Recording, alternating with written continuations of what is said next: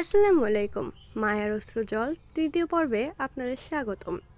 সকালের সূর্যের আলো পুরো গ্রাম জুড়ে ছড়িয়ে পড়েছে, কিন্তু হৃদয়ের জীবনে যেন কোনো আলো নেই। রাতভর সে এক মুহূর্ত ঘুমাতে পারেনি। বারবার মায়ের বলা কথাগুলো তার কানে ভেসে আসছিল। আমাকে ক্ষমা করে দিও। হৃদয় নিজের মনে বলল, ক্ষমা? এত বছর বন্ধুত্ব কি এতটাই তুচ্ছ ছিল? সে আলমারির ভেতর থেকে ছোটবেলার একটি ছবি বের করলো। ছবিতে তিনজনের মুখেই ছিল নির্মল হাসি। নদীর পাড়ে দাঁড়িয়ে তারা একে অপরের কাঁধে হাত রেখে তুলেছিল ছবিটি। হৃদয় ছবিটার দিকে অনেকক্ষণ তাকিয়ে থাকলো। ধীরে ধীরে সেটি ডায়েরির ভেতরে রেখে দিল। ঠিক তখনই তার মা ঘরে ঢুকলেন। কি হয়েছে বাবা? 2 দিন ধরে তোর মুখে হাসি নেই কেন? হৃদয় জোর করে হাসার চেষ্টা করলো। কিছু না মা। কিন্তু মায়েরা সন্তানের সব কষ্টই সহজে বুঝতে পারে। তিনি শুধু বললেন, সব কষ্ট নিজের ভেতরে রাখিস না। অন্যদিকে মায়াদের বাড়িতে বিয়ের প্রস্তুতি শুরু হয়ে গেছে। আত্মীয় স্বজন আসতে শুরু করেছে। সবাই ব্যস্ত, কিন্তু এই ব্যস্ততার মাঝেও মায়া যেন সম্পূর্ণ একা। রহিমা বেগম মেয়ের পাশে এসে বসলেন। বললেন, মা, যদি তুই না চাস এখনো সব থামিয়ে দিতে পারি। মায়া মায়ের হাত ধরে মৃদু হেসে বলল, না মা, এখন আর পেছনে ফেরার পথ নেই। মা বুঝতে পারলেন মেয়েটা শুধু নিজের জন্য নয়, পুরো পরিবারের জন্যই নিজেকে উৎসর্গ করে দিয়েছে। এদিকে আরিফের মনও কিছুতেই শান্ত হচ্ছে না। সে বারবার ভাবছিল, মায়া এমন মেয়ে না, নিশ্চয়ই এর পেছনে বড় কোনো কারণ আছে। সত্য জানার জন্য সে হাসপাতালের দিকে রওনা হলো। সেখানে গিয়ে সে আব্দুল করিমের সঙ্গে দেখা করলো। আব্দুল করিম তখন কিছুটা সুস্থ। আরিফকে দেখে তিনি হাসলেন। কেমন আছো বাবা? আরিফ জবাব দিল, ভালো আছি কাকা। কিছুক্ষণ চুপ থেকে সে সাহস করে জিজ্ঞেস করলো, কাকা, মায়ার বিয়েটা কি সত্যি ওর ইচ্ছে হচ্ছে? প্রশ্নটা শুনে আব্দুল করিমের মুখে হাসি মিলিয়ে গেল। তিনি দীর্ঘশ্বাস ফেলে বললেন, সব মানুষের জীবনে কিছু সিদ্ধান্ত থাকে, যেগুলো নিজেদের জন্য নয়, অন্যের জন্য নিতে হয়। এই উত্তর শুনে আরিফের সন্দেহ আরও বেড়ে গেল। ঠিক তখনই রহিমা বেগম কেবিনে ঢুকলেন।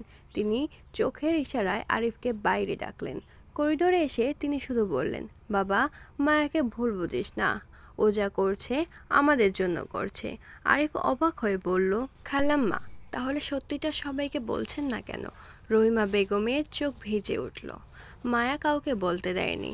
ও বলেছে, যদি সত্যিটা জানাজানি হয় তাহলে হৃদয় নিজের জীবন নষ্ট করে টাকা জোগাড় করার চেষ্টা করবে। এই কথা শুনে আরিফ স্তব্ধ হয়ে গেল। এতক্ষণে সে সব বুঝতে পারল। মায়া কাউকে ঠকায়নি, সে শুধু নিজের সুখ বিসর্জন দিয়েছে। বিকেলের দিকে আরিফ নদীর ঘাটে হৃদয়ের সঙ্গে দেখা করতে গেল।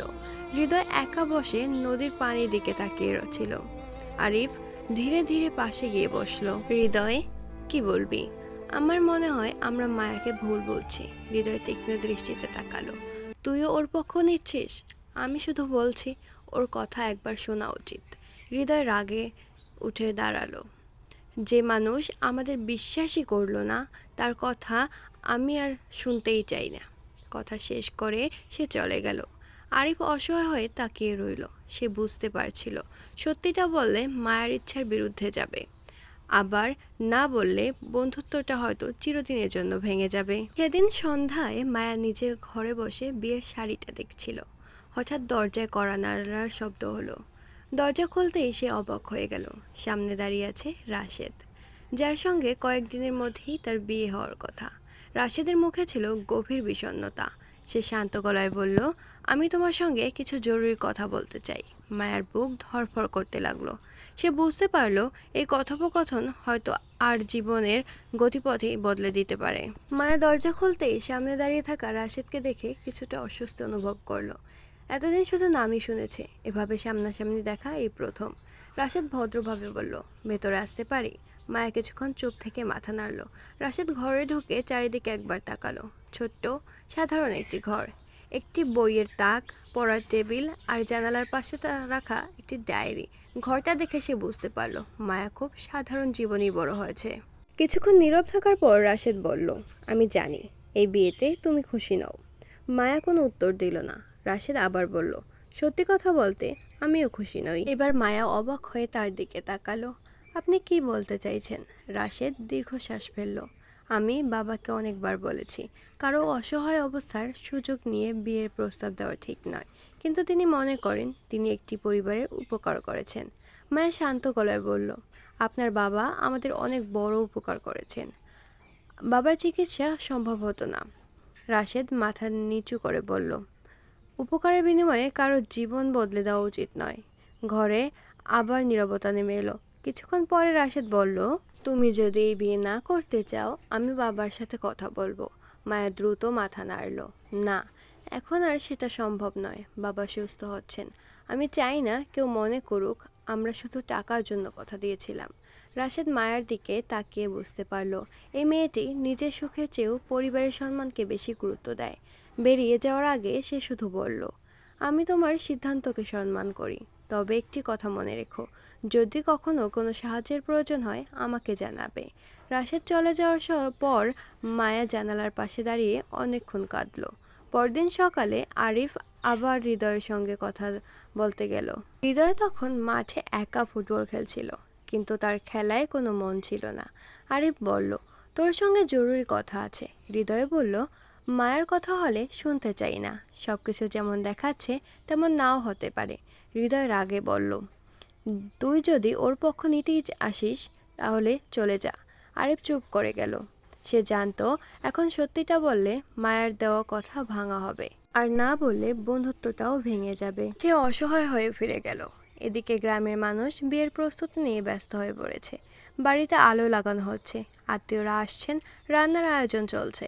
সবাই হাসছে, শুধু মায়ের মুখে হাসি নেই। সেদিন রাতে সে আবার ডায়েরি খুলল। সে লিখল, মানুষ ভাবে আমি সুখে আছি, অথচ প্রতিটি মুহূর্তে মনে হচ্ছে নিজের একটা অংশ হারিয়ে ফেলেছি। যদি কোনোদিন হৃদয় সত্যিটা জানতে পারে, সে কি আমাকে ক্ষমা করবে? চোখের জল পড়ে ডায়েরির পাতাগুলো ভিজে গেল। হাসপাতাল থেকে ছাড়পত্র পেয়ে আব্দুল করিম বাড়ি ফিরলেন। মেয়েকে দেখে তিনি বললেন, মা, তুই আমার জন্য অনেক কিছু করেছিস। মায়া হাসল। আপনি সুস্থ হয়েছেন, এটাই আমার সবচেয়ে বড় আনন্দ। আব্দুল করিম বুঝতে পারলেন মেয়ের হাসির আড়ালে গভীর কষ্ট লুকিয়ে আছে, কিন্তু তিনি কিছুই জানতেন না। অন্যদিকে হৃদয় সিদ্ধান্ত নিল, সে আর কখনো মায়ের সঙ্গে কথা বলবে না। সে নিজের ডায়েরিতে লিখল, আজ থেকে মায়া শুধু আমার অতীত, আমি তাকে ভুলে যাওয়ার চেষ্টা করব। ঠিক তখনই তার হাতে একটি ছোট্ট খাম এসে পৌঁছালো। খামের উপর লেখা, হৃদয়ের জন্য। কোনো প্রেরকের নাম নেই।